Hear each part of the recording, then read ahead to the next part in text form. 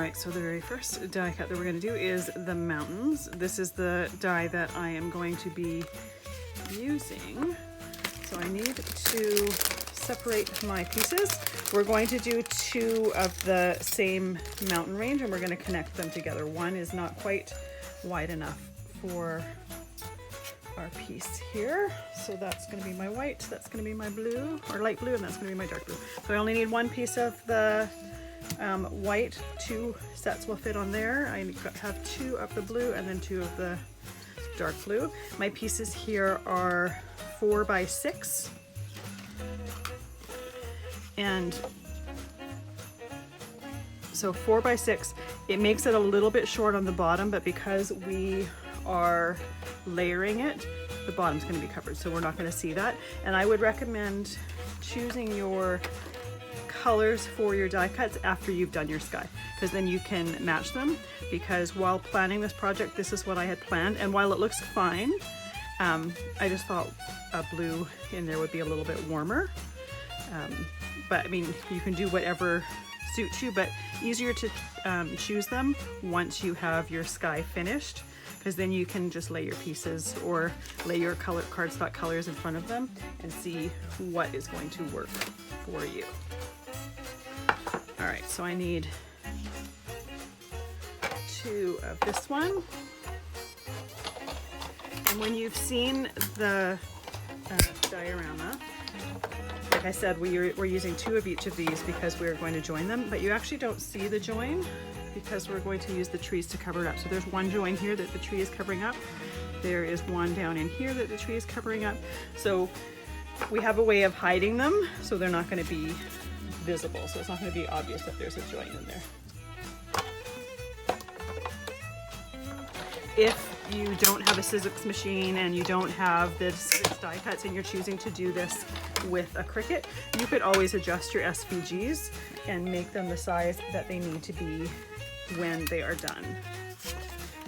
Now we're going to do the lighter of the blues. I'm going to do it this way here. And I could probably get away with a smaller piece of cardstock for this one. The reason I've got these cut to 4 by 6 is because a 12 by 12 sheet of cardstock cuts really evenly into 4 by 6. So that way I don't have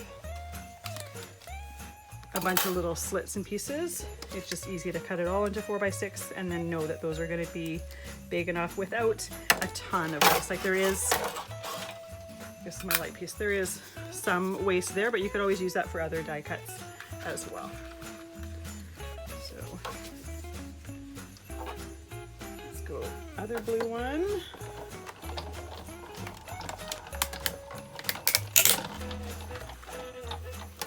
And what I typically do when I'm die cutting is I'll lay them out while I'm doing it so that I have the right pieces right where I need them.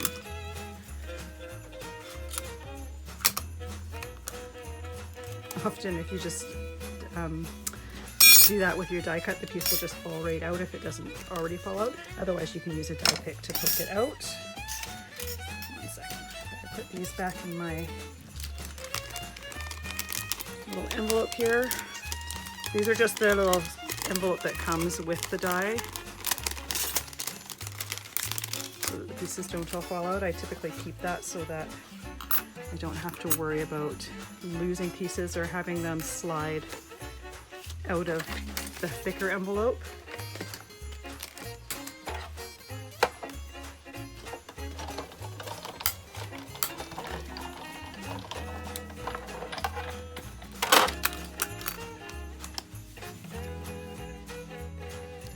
One little bit.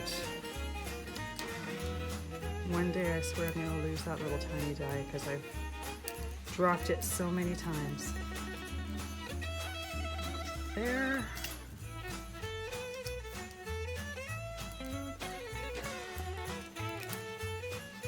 Goes in there. Let's cut that one more time and then we'll have all of our pieces and be ready to start assembling them.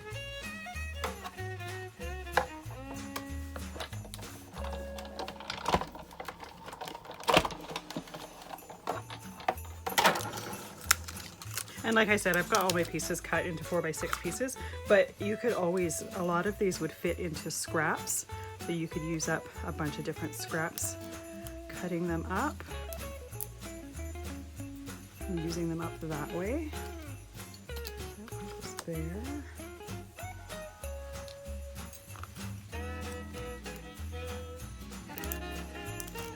All right, there we go. So we've got all of our pieces for our mountains. We'll see you in the next video where we'll put them together.